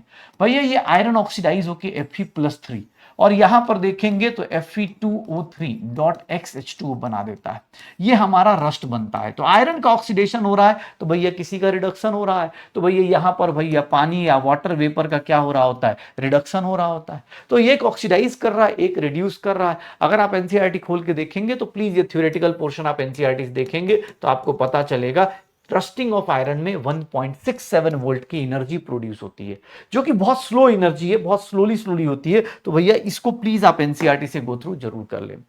अब आते भैया हमारा सेकंड सेगमेंट। अब जो है सेकंड सेगमेंट में एनसीईआरटी एक्सरसाइज अब चालू हो रही है। एनसीईआरटी इन टेक्स्ट हो गया, एनसीईआरटी एग्जाम्पलर्स हो गए, अब एनसीईआरटी एक्सरसाइज की बात कर रहे हैं। Arrange the following metals in the order in which they displace each other from solution of their salt। भाई साहब कौन कैसे अरेंज करें, किस तरह से अरेंज करें। जैसे आपको ही पता है कि जिंक क्या करता है, कॉपर के सॉल्ट से डिस्प्लेस कर देता है। तो डिस्प्लेसमेंट का मतलब क्या होता है कि जैया मतलब सीधी सी बात है सर, रिडक्शन पोटेंशियल का ऑर्डर देख लो, रिडक्शन पोटेंशियल ऑर्डर देख लो। रिडक्शन पोटेंशियल ऑर्डर जो खुद को रिड्यूस करने आता उन सब में देखोगे तो सर याद करो, लेकर भारत सरकार का नाम मांगो, लेकर भारत सरकार का नाम मांगो ऑल मिनरल वाटर। सर मांगो ऑल मिनरल वाटर, जिद करो, फिर चाहे सीएम हो चाहे डीएम हो, कोई नहीं सुनने वाला। सर कोई आगे होगा इंडिया, ये रिडक्शन पोटेंशियल का ऑर्डर है। अगर रिडक्शन पोटेंशियल ये है, अगर डिस्प्लेस करने का मतलब एक चीज और याद रखिएगा, जैसे डिस्प्लेस करने का मतलब होता है बेटा ये, सर डिस्प्लेस करने का मतलब होता है कि जिसका ऑक्सीडेशन पोटेंशियल ज्यादा हो, या हम बोल सकते हैं जिसका रिडक्शन पोटेंशियल कम हो। तो याद रखना अपने पास रिडक्शन पोटेंशियल का ऑर्डर का मतलब, सर आप यहां पर देख लीजिए, सर इसका मतलब क्या होता है, रिडक्शन। रिड्यूसिंग पावर अगर कोई पूछे, ऑक्सीडाइजिंग पावर बता देता हूं, ऑक्सीडाइजिंग पावर का ऑर्डर क्या होगा बेटा, ऑक्सीडाइजिंग पावर का ऑर्डर भी यही होगा। लेकिन यहां पूछ रहा है डिस्प्लेस, तो डिस्प्लेस करने के लिए क्या बोलते हैं, डिस्प्लेस करने के लिए हम क्या बोलेंगे कि सर जिंक की पावर ज्यादा है कॉपर से, तो डिस्प्लेसमेंट पावर जो होता है, डिस्प्लेस पावर या फिर हम बोल दें ऑक्सीडाइजिंग नहीं रिड्यूसिंग पावर, तो रिड्यूसिंग पावर जो होती है बेटा सर डिस्प्लेस करने की पावर या फिर रिड्यूसिंग पावर सर एकदम अपोजिट हो जाएगी। मैग्नीशियम की ज्यादा होगी, फिर एल्यूमिनियम की, फिर जिंक की, फिर आयरन की, फिर क्या हो जाएगी कॉपर की। सर डिस्प्लेसमेंट पावर, या फिर हम बोल दें डन हो जाएगा। Magnesium, aluminium, zinc. Sir magnesium इन सबको डिस्प्लेस कर सकता है। मैग्नीशियम इसको डिस्प्लेस कर सकता है, इसको डिस्प्लेस कर सकता है, इसको डिस्प्लेस कर सकता है और इसको डिस्प्लेस कर सकता है। एल्यूमिनियम भैया सिर्फ और सिर्फ किसको डिस्प्लेस कर सकता है? इसको, इसको, इसको डिस्प्लेस कर सकता है। जिंक की बात करोगे तो जिंक किसको किसको डिस्प्लेस कर सकता है? जिंक आयरन को, जिंक कॉपर को डिस्प्लेस कर सकता है। आयरन किसको डिस्प्लेस कर सकता है? सिर्फ और सिर्फ कॉपर को डिस्प्लेस कर सकता है। तो भैया ऐसे होता है। रिड्यूसिंग पावर के लिए बेटा हमको क्या देखना चाहिए? रिड्यूसिंग पावर के लिए ऑक्सीडेशन पोटेंशियल देखना चाहिए। रिड्यूसिंग पावर जो होता है उसके लिए ऑक्सीडेशन पोटेंशियल देखना चाहिए। यहां सबका रिडक्शन पोटेंशियल दिया है। सर ऑक्सीडेशन पोटेंशियल देख सकते हो आप, सबका ऑक्सीडेशन पोटेंशियल लिख सकते हो, विद इन सेकेंड आप लिख सकते हो। रिडक्शन पोटेंशियल दिया है सर, ऑक्सीडेशन पोटेंशियल कितना हो जाएगा? के से के प्लस की वैल्यू प्लस 2.93 वोल्ट। सर आप देख लो Ag प्लस से Ag की वैल्यू क्या हो जाएगी? सॉरी, Ag से Ag प्लस की वैल्यू क्या हो जाएगी? ऑक्सीडेशन पोटेंशियल निकाल दो। सर इसका कितना होगा? -0.80 वोल्ट। सर मरकरी से मरकरी प्लस 2 की वैल्यू निकाल दो। मरकरी से मरकरी प्लस 2 की वैल्यू 0.79 वोल्ट। सर मैग्नीशियम से मैग्नीशियम प्लस 2 का ऑक्सीडेशन पोटेंशियल निकाल दो, +2.37 वोल्ट। सर क्रोमियम से क्रोमियम प्लस 3 का ऑक्सीडेशन पोटेंशियल निकाल दो, सर 0.74 वोल्ट। अगर आपने ऑक्सीडेशन पोटेंशियल निकाल दिया तो भैया यहां से रिड्यूसिंग पावर निकालना बहुत आसान सा काम है। रिड्यूसिंग पावर आप बहुत आसानी से बता सकते, जिसका ऑक्सीडेशन पोटेंशियल सबसे हाईएस्ट वो सबसे ज्यादा रिड्यूसिंग पावर लेके बैठा होगा। सर सबसे ज्यादा किसका होगा? के का, फिर मैग्नीशियम का, फिर किसका होगा? क्रोमियम का, फिर किसका होगा? सबसे ज्यादा कौन सा है? तो माइनस में बात करेंगे तो पहले मरकरी, फिर क्या आएगा? सिल्वर। ठीक है, तो रिड्यूसिंग पावर जो होगी बेटा आप ऑक्सीडेशन पोटेंशियल से जल्दी निकाल सकते हो, या फिर अगर आप चाहते हो तो रिडक्शन पोटेंशियल से भी निकालना चाह सकते हो, कोई ऐसी दिक्कत नहीं है। ठीक है, आप उससे भी निकाल सकते हो, बट अपोजिट चलना होता है। तो प्लस माइनस में गलती होती है, इसलिए मैं ऑक्सीडेशन पावर से निकालता हूं। सर ये अपने पास इलेक्ट्रो गैल्वेनिक सेल है, which of electrode is negatively charge. भैया एक बात बताओ, नेगेटिवली चार्ज कौन सा है? तो यहां पर एक बात बताओ, एनोड जो होता है वो क्या हो जाता है? Negatively charge. एनोड की क्या होती है? नेगेटिव पोलैरिटी होती है। सर एनोड जो होता है नेगेटिव पोलैरिटी होते हैं। एनोड पे हो रहा है रिएक्शन, जिंक जिंक +2 और 2 इलेक्ट्रॉन्स रिलीज कर रहा है। कैथोड पे देखेंगे तो कैथोड पे भैया इसके just opposite 2Ag plus 2 electron लेकर, सर 2 इलेक्ट्रॉन लेकर 2Ag बना रहा है। सर ये क्या है? पॉजिटिव पोलैरिटी के साथ। ये क्या है? पॉजिटिव पोलैरिटी के साथ आ गई है। तो भैया नेगेटिव और पॉजिटिव पोलैरिटी, ये देख लो, नेगेटिवली चार्ज जिंक हो गया। इलेक्ट्रॉन का कैरियर कौन होगा? तो सर वही है अपने पास, मतलब कैरियर्स ऑफ करंट। तो करंट का कैरियर कौन? इलेक्ट्रॉन होगा। इंडिविजुअल रिएक्शन बता दो। एनसीईआरटी का छोटा सा प्यारा सा क्वेश्चन है ये। सर नेक्स्ट देखोगे क्या बनेगा? सर यहां पर डेल्टा जी नॉट कैलकुलेट करना है। गिवन करे यार, इन सबकी ना वैल्यू आपको ना टेबल से देखनी पड़ेगी। मैं बस बता देता हूं कि भैया कैसे निकलेगा। पहले वाले का ई नॉट सेल आप एनसीईआरटी में देखेंगे तो आपको क्रोमियम से क्रोमियम +3 की वैल्यू, और सर कैडमियम +2 से कैडमियम की वैल्यू आपको दिख जाएगी। एनसीईआरटी में टेबल दिया हुआ है, तो वहां से वैल्यू ले लेंगे। सर यहां से delta G naught of cell क्या निकाल देंगे? -n की वैल्यू, यहां पर n की value f into E naught cell लिख दीजिएगा। सर नंबर ऑफ इलेक्ट्रॉन 6 होगा। क्यों? क्रोमियम Cr+3 में जा रहा है, एक क्रोमियम 3 इलेक्ट्रॉन रिलीज कर रहा है, 2 क्रोमियम कितने कर देगा? 6। सिमिलरली अगर सेकेंड बैटरी पे जाएंगे तो ई नॉट सेल निकालना है, तो जिसका जो हो रहा है आयरन का ऑक्सीडेशन पोटेंशियल लेना है और सिल्वर का रिडक्शन पोटेंशियल ले लेना है। सिल्वर का क्या लेना है? रिडक्शन पोटेंशियल ले लेना है। सिल्वर का रिडक्शन पोटेंशियल ले लेना है। Delta G naught of cell क्या होगा? Delta G naught of cell ये देख लो sir, 1 into F into E naught cell लिख सकते हो, 1 into F into E naught cell लिख सकते हो। तो delta G naught of cell ऐसे निकल जाएगा। यहां पर भी नॉस्ट इक्वेशन यूज करके सबकी ईएमएफ निकालनी है बेटा। अब ई नॉट सेल आपको फिर से वही से कैलकुलेट करना पड़ेगा। ई नॉट सेल कैलकुलेट करेंगे कैसे, तो सर सबके लिए अब यहां पर देखो बेटा सब कुछ वही लाइन से लगा हुआ है, बस यहां पर थोड़ा सा रिएक्शन लिखना जरूरी है। सर जैसे मैं एक दो करके दिखा देता हूं कि Mg है, Mg से आप कॉपर +2 की रिएक्शन करा रहे हैं, Mg+2 होगा और कॉपर सॉलिड होगा, तो सॉलिड का पोटेंशियल लेने की जरूरत नहीं, ये 10 की पावर -4 है और ये 10 की पावर -3m है। सर ई सेल निकालने जाएंगे तो ई नॉट सेल, अब ई नॉट सेल बेटा आपको मैग्नीशियम का ऑक्सीडेशन पोटेंशियल कॉपर के रिडक्शन पोटेंशियल से निकल के आएगा -0.059, n की वैल्यू 2 log 10 की पावर -3, 10 की पावर -4। सर ये सॉल्व करेंगे आंसर निकल जाएगा। ये सॉल्व करेंगे आपका ई नॉट सेल कैसे आएगा, तो ई नॉट सेल भी बता दूं, ई नॉट मैग्नीशियम का ऑक्सीडेशन पोटेंशियल ले लीजिएगा और कॉपर का रिडक्शन पोटेंशियल ले लीजिएगा। सेकेंड वन जो काम की चीज है ध्यान देखिएगा, सेकेंड वन और थर्ड वन में H+ आ रहा है, इवन इसमें रिएक्शन लिखने का स्टाइल भी थोड़ा अलग है, तो ध्यान देखना सेकेंड वन की रिएक्शन कैसे लिखते हैं।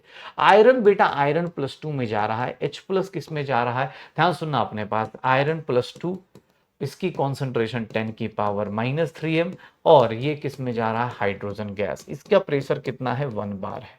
सर H+ का कॉन्सेंट्रेशन 1m है, मतलब स्टैंडर्ड हाइड्रोजन इलेक्ट्रोड दिया हुआ है, स्टैंडर्ड हाइड्रोजन इलेक्ट्रोड दिया हुआ है। सर इसका ई नॉट सेल कैलकुलेट करने जाओगे तो यहां पर कुछ नहीं, आयरन का ऑक्सीडेशन पोटेंशियल ही बस लेना है।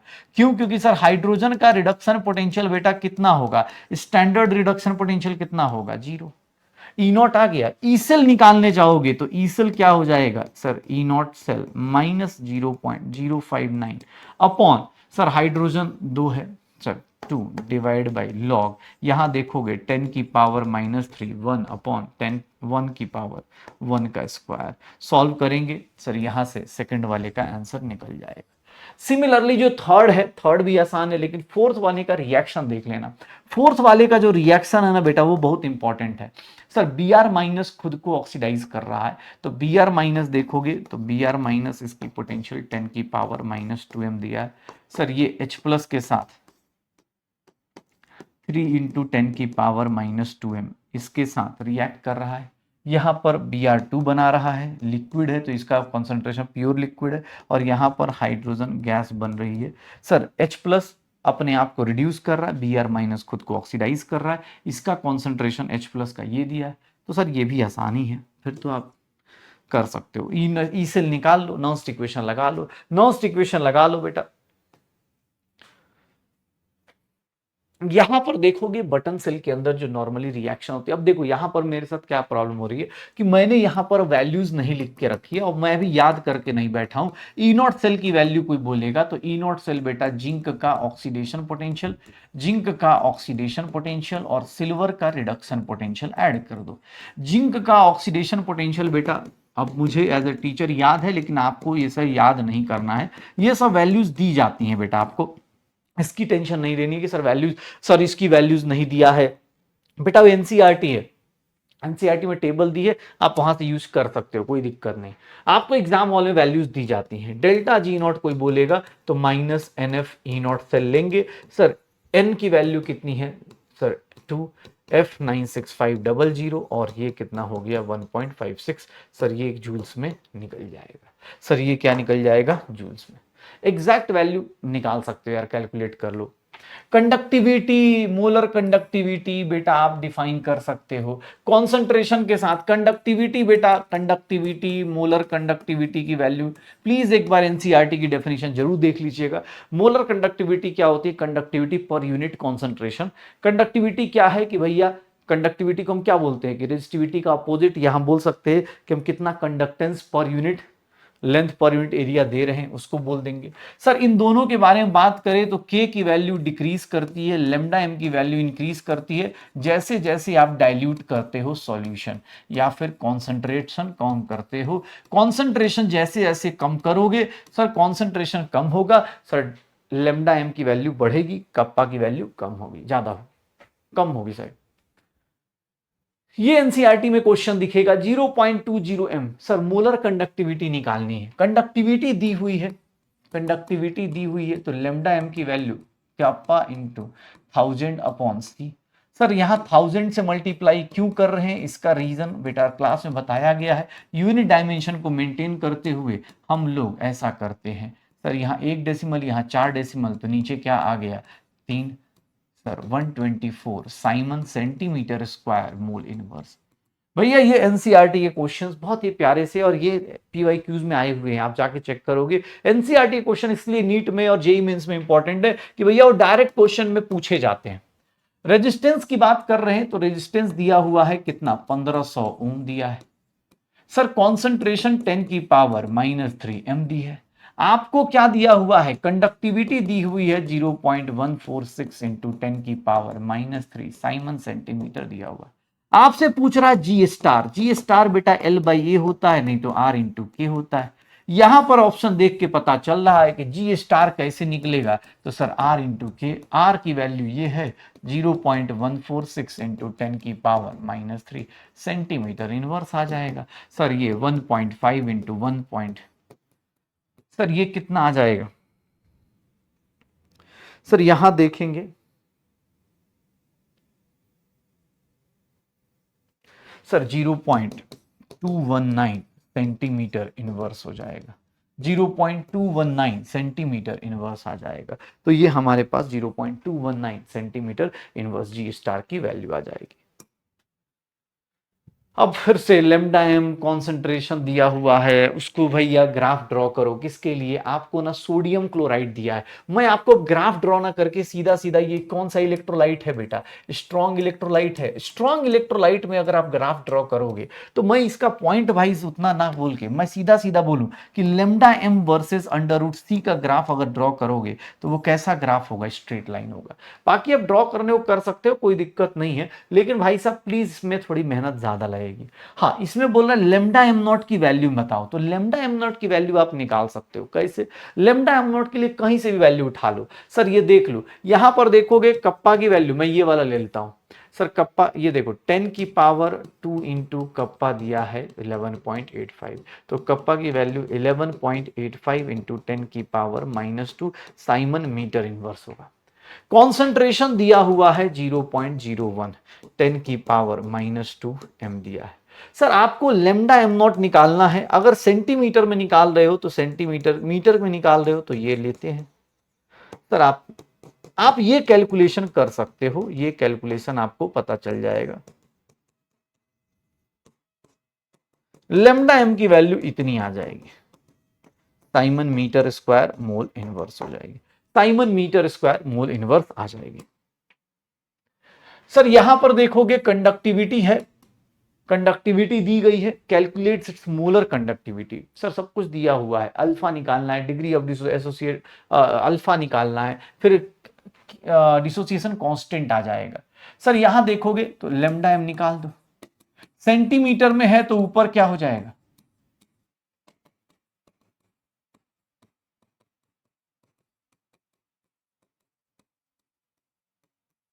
सर कॉन्सेंट्रेशन की वैल्यू कितनी हो गई, सर 1000 है ना। सर इसको कैलकुलेट कर सकते हो। अब ये कैलकुलेशन बेटा अपने हाथों से नहीं हो पाएगी, सीधी सी बात ये है। अब भाई ये क्वेश्चन यार कैलकुलेशन परेशान है यार, सीधी सी बात है यार। 5 डेसिमल और 3 डेसिमल, तो भैया 5 डेसिमल और 3 डेसिमल का मतलब क्या हो गया भैया, ऊपर 100, 5 और 3 में से भैया 5 वाला जीतेगा तो 2 बचा। सर ये 10 की पावर कैंसिल आउट। सर ये कितना हो गया भाई साहब, 7896 डिवाइडेड बाई 241 कितना हो जाएगा, 32.76 siemens centimetre square mole inverse. यहां पर देखोगे अल्फा की value lambda m upon lambda m naught. Sir alpha की वैल्यू 32.76 अपॉन 390.5 है, तो यहां से आप निकाल सकते हो 32.76 डिवाइडेड बाई 390.5। सर ये आ जाएगा 0.0838। अल्फा की वैल्यू दी हुई है तो के की वैल्यू भी निकाली जा सकती है, C alpha square upon 1 minus alpha. Concentration की वैल्यू 0। अब तुम बोलो सर ये वाली कैलकुलेशन आएगी क्या? सर ये नहीं आएगी, लेकिन आपके बोर्ड के एग्जाम में जरूर पूछा जा सकता है। याद रखिएगा, क्योंकि बोर्ड जो होता है उसमें सफिशिएंट टाइम होता है, आप इस तरह के क्वेश्चंस अटेम्प्ट कर सकते हैं। के की वैल्यू ऐसे निकल जाएगी, सर अल्फा की वैल्यू ऐसे निकल जाएगी, तो भैया एनसीईआरटी के क्वेश्चन आपको अटेम्प्ट करने हैं। मतलब ठीक है, उतना नहीं पूछेगा, लेकिन हाँ पता होना चाहिए। सर यहां पर देखोगे कितना कूलम चार्ज रिक्वायर्ड है। सर एल्यूमिनियम +3 से अगर आप एल्यूमिनियम जाना चाहते हो तो इसके लिए 3 इलेक्ट्रॉन लेना पड़ेगा, और इसके लिए 3 फैराडे। सर एक मूल के लिए 3 फैराडे मतलब 3 इंटू 96500 कूलम चार्ज रिक्वायर्ड होती है। सर कॉपर +2 है, तो कॉपर +2 2 इलेक्ट्रॉन लेकर क्या बनाता है? कॉपर बनाता है। सर इसके लिए भैया 2 फैराडे या फिर 2 इंटू 96500 कूलम होता है। सर ये देख लो, सर एक मूल के लिए 2 इंटू 96500 कूलम। MnO4 माइनस है, MnO4 माइनस से अगर आप Mn+2 में जाते हो तो यहां पर Mn का +7 ऑक्सीडेशन नंबर है।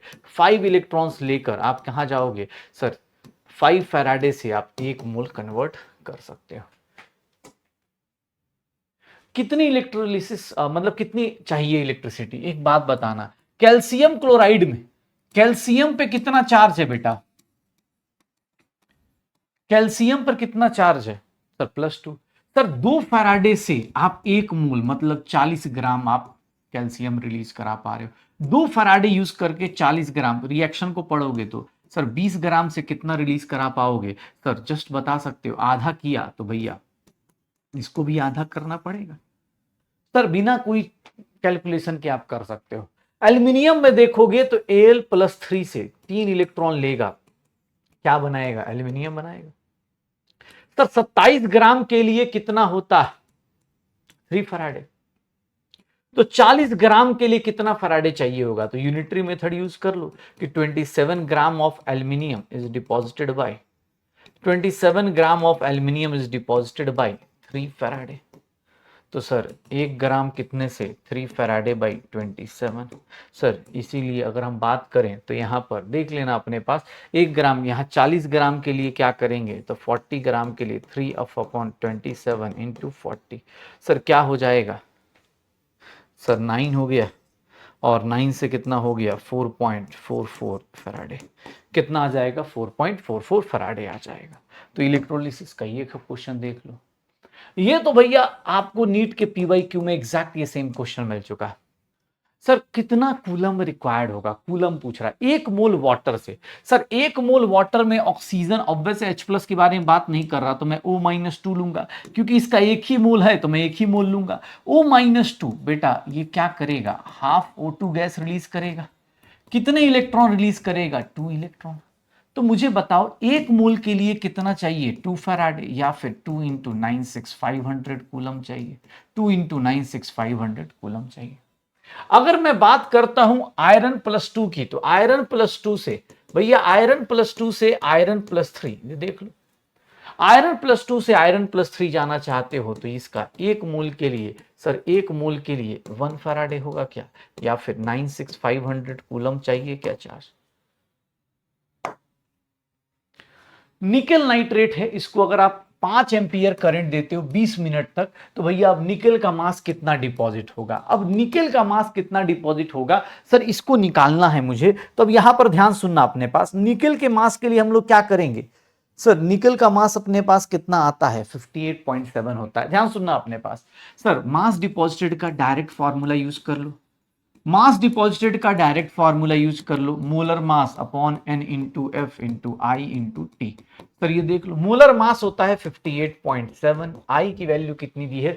सर करंट दिया है 5 एम्पियर इंटू टाइम 20 मिनट नहीं 60 सेकंड से मल्टीप्लाई करना है। एन की वैल्यू 2 होगी, एफ की वैल्यू कितनी है? 96500 कूलम। तो बेटा आप इस तरह से भी कैलकुलेशन कर सकते हो।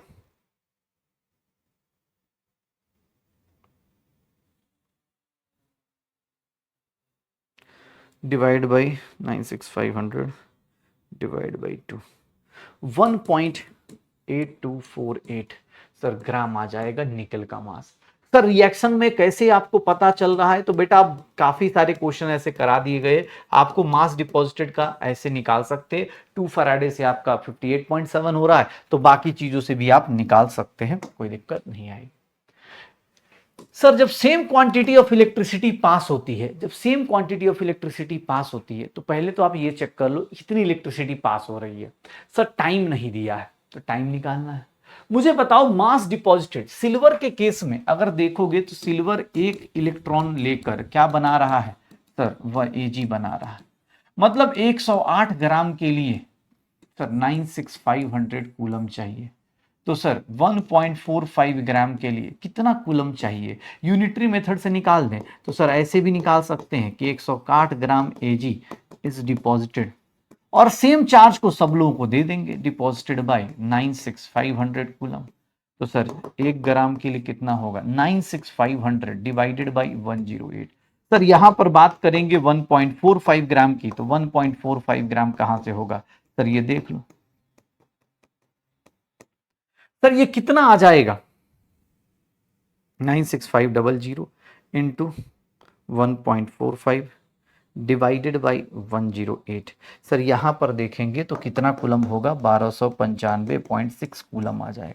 जैसे ही चार्ज आया, अब मैं टाइम निकालना है, तो टाइम क्या होगा? चार्ज अपॉन आई होगा क्या?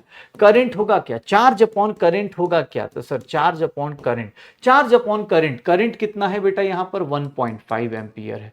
सर टाइम कितना निकल जाएगा? 1296 मतलब 95.6 डिवाइडेड बाई 1.5।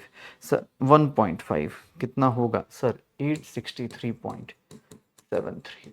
सर ये सेकंड्स आ जाएगा, इतना सेकंड्स आ जाएगा 863.77। अब ये सेम चार्ज सबको पास करना है, पहले तो चार्ज का टाइम निकालना था, तो मैंने टाइम निकाला तो कितना आ गया बेटा? ये टाइम निकाल के देख लो कितना आ रहा है, इतना, ठीक है। उसके सेम चार्ज पास करोगे तो भैया कॉपर कितना डिपॉजिट होगा और सिल्वर, तो भैया ये देख लो कॉपर डिपॉजिटेड, ये देखो mass of copper deposited, molar mass of copper कितना है? 63.5 इंटू करंट चार्ज कितना है बेटा? 1295.6 डिवाइडेड बाय सर एन कितना है कॉपर का? 296,500। कितना आ जाएगा यार? कैलकुलेशन कर लो, अब यही है 1295। भाई इसमें कुछ बुरा मत मानना, आपको एग्जाम हॉल में कैलकुलेशन मिलेगा तो करना तो पड़ेगा ही। 0.426 ग्राम ऑफ कॉपर डिपॉजिट होगा।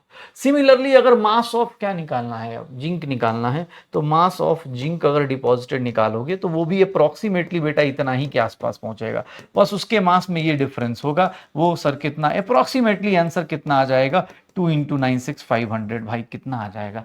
कैलकुलेट करेगा। मास कॉपर और जिंक का सीरीज में है तो सेमी करंट फ्लो करेगा, सेमी करंट फ्लो करेगा, अगर आप कैलकुलेशन करते हो सेमी करंट फ्लो करेगा, कितना आ रहा? 1295.6 डिवाइड बाई 96500 डिवाइड बाई 2 कितना आ रहा है? बस थोड़ा सा डिफरेंस आया, 0.436 ग्राम ऑफ जिंक डिपॉजिट होगा। सीरीज में है तो भैया सेम करंट फ्लो करेगा, सेम करंट फ्लो करेगा, उसी में हम आगे बढ़ेंगे। टेबल 3.0 देख के, मतलब इलेक्ट्रोकेमिकल सीरीज देख के आप बता सकते हो कौन सा रिलेशन किस तरह से फिजिबल हो सकता है। जैसे यहां पर आप देखेंगे तो इस केस में आपको क्या बोला जा रहा है कि आयरन खुद को रिड्यूस करेगा और ये अपना कैथोड बनेगा, आयरन Fe+3 है, और आप आयोडीन को ऑक्सीडाइज करोगे तो आपको क्या करना है सर? ये एनोड पे आप इसकी वैल्यूज देख लो, अगर आपको एनसीईआरटी है, मैं भी देख के कर ही देता हूं एक दो, नहीं तो बोलेगा सर आपने खुद नहीं किया। बेटा ये क्वेश्चन करने में दिक्कत नहीं है, एनसीईआरटी जो है, एनसीईआरटी में वैल्यूज दी हुई हैं। अब ये वैल्यूज याद नहीं करना पड़ता है क्योंकि जरूरत होती नहीं, एग्जाम हॉल में दी होती है, कोई बहुत ज्यादा वो नहीं करना है, इसको याद करने के चक्कर में नहीं पड़ना है। ये एनसीईआरटी में देखोगे तो ये वैल्यूज दी जाएंगी। आयरन +2 से, आयरन +3 से +2, आयरन +3 से +2 कहाँ गया भाई? आयरन +3 से, सर आयरन +3 से +2 की वैल्यू है 0.77 वोल्ट, ठीक है। और I- से I2 की, I- से I2 की, I- से I2 की निकालोगे 0.54 वोल्ट। माइनस आ जाएगा। सर ये वैल्यू देखेंगे पॉजिटिव में आ जाएगा 2-3 वोल्ट। सर ये बैटरी क्या है, फिजिबल है, मतलब आप इसको बना सकते हैं, ये फिजिबल बैटरी है। सिमिलरली इसमें देख लो, यहां पर Ag प्लस दिया है तो Ag प्लस का रिडक्शन होगा, तो Ag प्लस किसकी तरह काम करेगा, कैथोड की तरह। और कॉपर का ऑक्सीडेशन होगा, कॉपर का ऑक्सीडेशन, कॉपर दिया है तो कॉपर का ऑक्सीडेशन होगा। सर ये वाला फिजिबल बैटरी है, क्यों, क्योंकि भैया इसका बैटरी का ईएमएफ क्या आ गया, पॉजिटिव आ गया। सर ये देखोगे तो ये एनोड की तरह काम करेगा। तो भैया आप क्या करने वाले हो, सर यहां पर देख लो Ag प्लस से Ag की वैल्यू कितनी दी है, सर Ag प्लस से Ag की वैल्यू है 0.80 वोल्ट।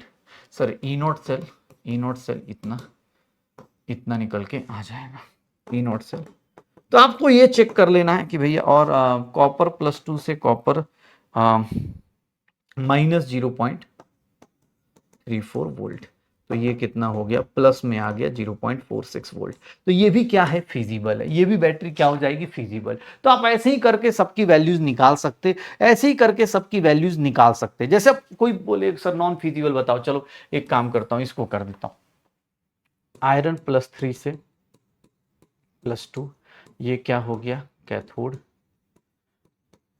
और Br- से Br2, ये क्या हो गया, एनोड। प्लीज देखना इसकी वैल्यू क्या हो जाएगी, इसकी वैल्यू जस्ट बताई है 0.77 वोल्ट, और Br- से Br2 इसकी वैल्यू -1.09 वोल्ट। बेटा ये वैल्यू देख लो, अब अपने पास क्या आ गया, ये देख लो निगेटिव वोल्टेज आ गया। निगेटिव वोल्टेज जैसे ही आया मतलब समझ जाओ कि ये बैटरी क्या है, नॉन फिजिबल है। ये बैटरी क्या है, नॉन फिजिबल है। तो आप आराम से ऐसे सबके कर करके चेक कर सकते हो, ऐसे सबको चेक कर सकते हो, ठीक है, ऐसे सबको चेक कर सकते हो, ठीक है ना। ये लास्ट क्वेश्चन एनसीईआरटी में जब प्रोडक्ट ऑफ इलेक्ट्रोलिसिस लिखने जाते हैं, प्रोडक्ट ऑफ इलेक्ट्रोलिसिस लिखने जाते हैं, तो वहां पर हम क्या करते हैं, जैसे पहला क्वेश्चन दिया गया है AgNO3 के केस में। सर AgNO3 के केस में फर्स्ट वन को देखोगे, AgNO3 aqueous AgNO3 with silver electrode. Sir याद करिएगा क्लास में कराया हुआ है। कैथोड पे कौन कौन जाएगा, कैथोड पे जाता है कटायन। कटायन कौन कौन है, Ag प्लस है, और वाटर से H प्लस आएगा। Ag प्लस का रिडक्शन पोटेंशियल ज्यादा है, इसीलिए Ag डिपॉजिट होगा, वाटर नहीं, हाइड्रोजन गैस में नहीं जा पाएगा। एनोड पे जाएंगे तो एनोड पे कौन कौन आएगा, एनायन आएगा। तो सर पहले तो एनायन में ये आएगा, फिर वाटर का एनायन आएगा, और फिर किसका, सर एनोड पे ऑक्सीडेशन करने की बारी आएगी। तो ऑब्वियस है सिल्वर फिर से क्या करने पहुंच जाएगा, ऑक्सीडेशन करने। ये लोग ऑक्सीडाइज नहीं हो पाते, एक्टिव इलेक्ट्रोड है, इसीलिए ये आंसर ऐसा आ रहा है। अगर आप प्लैटिनम इलेक्ट्रोड के साथ करते, जैसे आपने यही सेम क्वेश्चन एक्वस AgNO3 के साथ दिया है with platinum electrode, platinum electrode के साथ करते, तो प्लैटिनम इलेक्ट्रोड में क्या था कि भैया कैथोड पे तो वही हो रहा है, कैथोड पे तो Ag प्लस ही रिड्यूस होगा एक इलेक्ट्रॉन लेके, क्यों, क्योंकि उसका रिडक्शन पोटेंशियल ज्यादा है। H प्लस का रिडक्शन नहीं होगा, ये नहीं होगा। एनोड पे देखोगे तो अब की बार एनोड पे OH माइनस है और नाइट्रेट माइनस है। सर OH माइनस किस में कन्वर्ट होगा, O2 गैस में, नाइट्रेट नहीं हो पाएगा ऑक्सीडाइज। तो क्यों, क्योंकि सर OH माइनस का ऑक्सीडेशन पोटेंशियल ज्यादा होता है। H2SO4 की बात कर रहे हैं तो H2SO4 में देखोगे, सर H2SO4 का जब इलेक्ट्रोलिसिस करते हैं तो यहां पर कैथोड देखोगे, कैथोड पे सिर्फ H प्लस ही है, चाहे पानी से आए चाहे एसिड से आए, सर हाइड्रोजन गैस बना देता है। सर एनोड पे जाओगे तो एनोड पे भैया कौन आएगा, OH माइनस आएगा और सल्फेट -2 आएगा। सर नॉर्मल केस में कोई बोलेगा तो O2 गैस बनेगा, सल्फेट का ऑक्सीडेशन नहीं होता है। बट क्लास में हमने क्वेश्चन डिस्कस किया हुआ है कि सल्फेट भी ऑक्सीडाइज कर सकता है थायोसल्फेट में। कैसे, जब सल्फेट को क्या करे, ये तो बहुत ज्यादा, अगर भैया हाई कॉन्सेंट्रेशन हो जाए, कॉन्सेंट्रेशन हाई हो जाए किसका, H2SO4 का, या फिर हाई करंट हो जाए, करंट हाई हो जाए, कॉन्सेंट्रेशन हाई हो जाए, या फिर क्या हो जाए, करंट हाई हो जाए, इन दोनों केस में क्या होता है सर, इन दोनों केस में सल्फेट -2 ऑक्सीडाइज हो जाता है H2O8 -2 में। लास्ट वाला कॉपर क्लोराइड है। कॉपर क्लोराइड का भैया देखोगे तो कॉपर क्लोराइड में क्या हो जाता है, अगर मैं लास्ट वन का देखूं तो कॉपर क्लोराइड में एनोड पे कौन जाएगा, सर Cl- और OH-। सर एनोड पे कौन जीत जाएगा, रेस कौन जीत जाएगा, chlorine gas. Sir OH minus नहीं हो पाएगा। कैथोड पे कौन जाएगा, तो कैथोड पे भैया कॉपर +2 जाएगा और H+ जाएगा। किसका रिडक्शन पोटेंशियल ज्यादा है, कॉपर का, तो कॉपर का रिडक्शन हो जाएगा, H+ का नहीं हो पाएगा। डन। होमवर्क ये है कि ये सारे क्वेश्चंस बेटा एनसीईआरटी के, attempt this questions again and again, तब तक करते रहिएगा जब तक आप इनकी सारी वैल्यूज बोलते नहीं याद ना हो जाए। ट्राई कीजिएगा बेटा। ये भैया एनसीईआरटी क्वेश्चंस हैं, ये आज नहीं तो कल आपके बोर्ड के एग्जाम में हो, चाहे आपके स्कूल के एग्जाम में हो, चाहे बोर्ड एग्जाम्स हो, या फिर नीट जेई मेंस कुछ भी हो, डायरेक्ट उठ के आ सकता है। कोशिश करना मेरे साथ साथ ये सारे के सारे एनसीईआरटी क्वेश्चंस अटेम्प्ट कीजिएगा। उम्मीद करते हैं, आई होप सो, आपका सब कुछ सही रहा होगा। उम्मीद करते हैं आप सब लोग बहुत अच्छे से भाई साहब इलेक्ट्रोकेमिस्ट्री का रिवीजन एनसीईआरटी के थ्रू, मतलब पूरा रिवीजन कर गए होंगे समरी लेक्चर के फॉर्म में, और ये वाला एनसीईआरटी के साथ साथ क्वेश्चंस कर गए होंगे। ओके, तो चलिए भाई साहब 12th क्लास की एक और चैप्टर केमिकल काइनेटिक्स को करेंगे अगले हफ्ते। तब तक भाई साहब पढ़ते रहिए, मस्त रहिए। केमिकल काइनेटिक्स का भी लेक्चर अगेन 2 लेक्चर्स आएंगे, और उसके साथ 12th का फिजिकल केमिस्ट्री का पोर्शन हमारा एंड हो जाएगा। ये 12th क्लास में ये चैप्टर्स इंपॉर्टेंट है, बिकॉज आपके बोर्ड इंपॉर्टेंट है। ठीक है, ओके, मिलते हैं अगले डिस्कशन में, तब तक पढ़ते रहिए, मस्त रहिए।